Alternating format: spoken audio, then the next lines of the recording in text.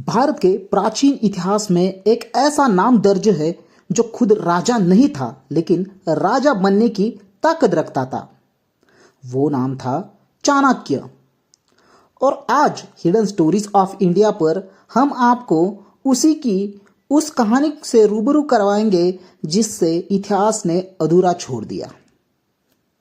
कभी विष्णुपंत, कभी कौटिल्य और सबसे प्रसिद्ध नाम चाणक्य। एक ऐसा व्यक्ति जिसने तक्षशिला विश्वविद्यालय से शिक्षा ली और फिर वही गुरु भी बना। लेकिन क्या आप जानते हैं उसे चाणक्य क्यों कहा गया?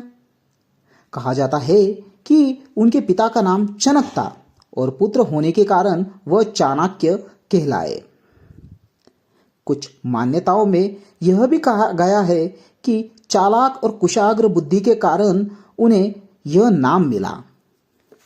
उनकी सबसे बड़ी राजनीति थी एक साधारण बालक चंद्रगुप्त को सम्राट बनाना। उन्होंने नंद वंश के अत्याचारी शासक को गिराने का बीड़ा उठाया। चाणक्य ने चंद्रगुप्त मौर्य को युद्ध, राजनीति, प्रशासन सब सिखाया और इसी प्रकार भारत का पहला मौर्य साम्राज्य खड़ा हुआ। लेकिन चाणक्य की असली ताकत उनकी नीतियां थी, जो आज भी चाणक्य नीति के नाम से जानी जाती है। इन्हीं में से शामिल है कुछ बातें जो आज भी लोगों को चौंका देती है, विशेष रूप से महिलाओं के बारे में उनके विचार।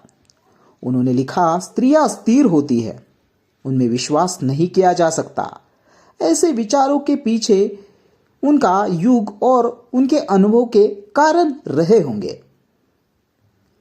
उनका मानना था एक राजा को अपनी भावनाओं से ऊपर उठकर शासन करना चाहिए और स्त्रियां उसकी सबसे बड़ी कमजोरी बन सकती हैं। शायद यही कारण था कि उन्होंने राजाओं को स्त्रियां से सावधान रहने को कहा।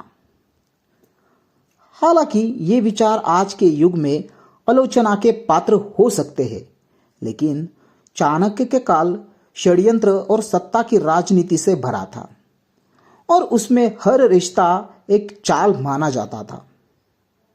लेकिन सिर्फ स्त्रियां ही नहीं, उनकी नीतियां हर वर्ग, हर स्थिति के लिए स्पष्ट थी। वे चाहते थे कि राजा हर परिस्थिति के लिए तैयार रहे, चाहे वो न्याय हो या युद्ध। हिडन स्टोरीज ऑफ इंडिया में हम जानना चाहते हैं कि ऐसा कौन सा रहस्य जो चाणक्य के मृत्यु के पीछे छुपा है, क्योंकि यह बात आज भी पूरी तरह से स्पष्ट नहीं है। कुछ ग्रंथों में कहा गया है कि जब चंद्रगुप्त ने जैन धर्म अपनाया और गद्दी छोड़ दी, तब चाणक्य ने भी जीवन त्याग दिया, उपवास कर मृत्यु प्राप्त हो गया। एक और कहानी कहती है चंद्रगुप्त के ही एक मंत्री सुबंधु को चाणक्य से ईर्ष्या थी। उन्होंने षड्यंत्र रचा और चाणक्य को झूठे आरोपों में फंसाकर उनकी हत्या करवा दी। एक तीसरी कथा के अनुसार चाणक्य को जब लगा कि उनका उद्देश्य पूरा हो गया है, तब वे एकांत में चले गए और वही समाधि ले ली। लेकिन इसका कोई प्रमाण आज तक नहीं मिला है। इसलिए आज भी यह सवाल जिंदा है कि क्या चाणक्य की मौत प्राकृतिक थी या राजनीतिक। हिडन स्टोरीज ऑफ इंडिया इस रहस्य को आपके सामने लाता है। इतिहास में वो पहला व्यक्ति थे जिन्होंने एक राष्ट्र की परिभाषा दी और कहा सबसे बड़ा राष्ट्र है, राजा, परिवार और मित्र सब बाद में। उनकी योजनाएं इतनी बारीक और प्रभाविक थी कि उनके द्वारा सिखाई गई रणनीतियां आज भी राजनीतिक विज्ञान में पढ़ाई जाती है। वो व्यक्ति जो धन, पद, सत्ता से ऊपर उठकर सिर्फ राष्ट्र के लिए जिया, उनकी अंतिम सांसों तक एक रहस्य बनी रही।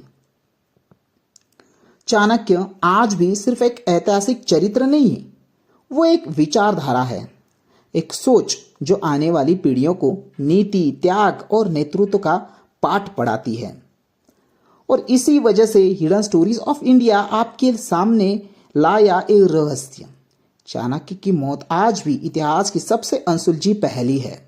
एक ऐसा अंत जो शायद उन्होंने खुद लिखा था, एक रहस्य की तरह। दोस्तों, आपको क्या लगता है? आपकी राय हमें कमेंट में जरूर बताएं। वीडियो पसंद आई हो तो वीडियो को लाइक करें, कमेंट करें, और दोस्तों, अगर आप नए हो तो हमको सपोर्ट करने के लिए चैनल को सब्सक्राइब कीजिए, क्योंकि हम आपके लिए लाते हैं इतिहास से जुड़े रहस्य जो अभी तक अनसुलझे हैं, और इतिहास के ऐसे किस्से जो शायद ही आपने सुने हो। तो दोस्तों, मिलते हैं अगले रहस्य के साथ। तब तक के लिए जय हिंद।